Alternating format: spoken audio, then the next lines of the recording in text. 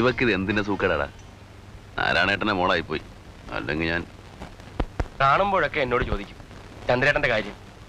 സംഗതി കൊള്ളാം, കാണാനും സ്വഭാവവും. പിന്നെ നാരായണേട്ടനെ എളുപ്പമൊന്നും കാണില്ല. നമുക്കൊന്ന് ആലോചിച്ചാലോ? ഞാൻ വല്ല തെറിയും പറയും കേട്ടോ. പിന്നെ എന്നും ഇങ്ങനെ അമ്പലക്കാളെ പോലെ നടന്നാൽ മതിയോ? പണിയെടുക്കുന്ന കാശ് മുഴുവൻ പല ചാരായക്കടയിലും മുച്ചിട്ട് കളിക്കാരനും കണ്ട വെടികൾക്ക്.